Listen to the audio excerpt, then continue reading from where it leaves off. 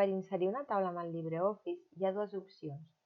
D'una banda, podem anar a l'opció Taula i clicar una vegada a Insereix taula.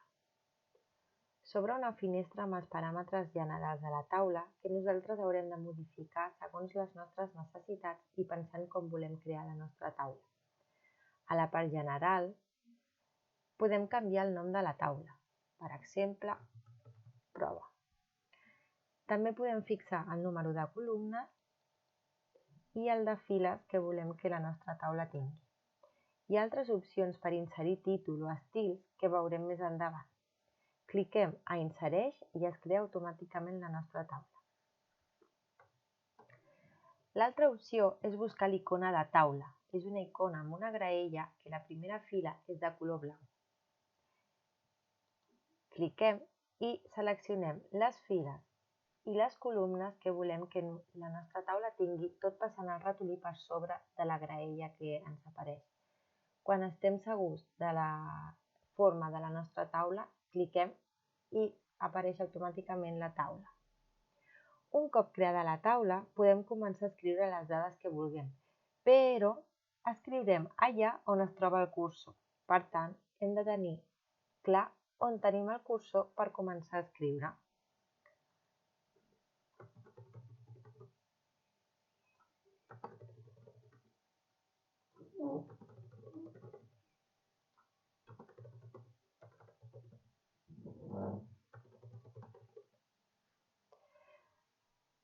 Per modificar el format del que nosaltres escrivim, utilitzarem la barra d'eines que hem estat utilitzant fins ara per canviar la font, la mida o les altres eines que ja hem treballat. Per modificar l'aspecte i el format de la taula, hem d'anar a la barra d'eines de taula, que apareix a la part inferior de la finestra sempre que tinguem el cursor en una de les cel·les de la nostra taula. Ara veurem alguna de les opcions que ens mostra que podem utilitzar. Podem inserir una fila a sobre de la cel·la on tenim el nostre cursor o una fila a sota de la cel·la on està el cursor. També podem inserir una columna a l'esquerra o una columna a la dreta.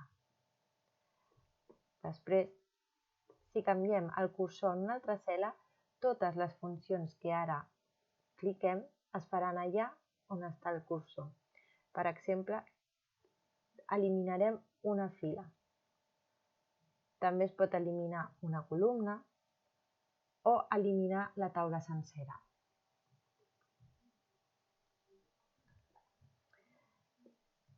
També podem seleccionar una cel·la per canviar el format d'aquella cel·la o canviar el format de tota la taula fent la selecció de la taula sencera.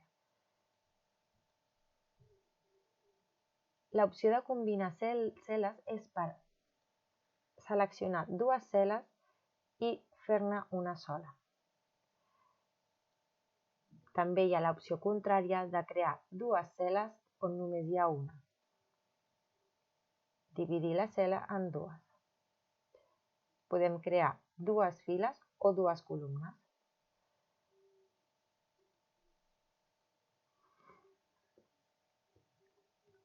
Després hi ha altres opcions que podem utilitzar, com per exemple canviar el color d'emplenament de la cel·la.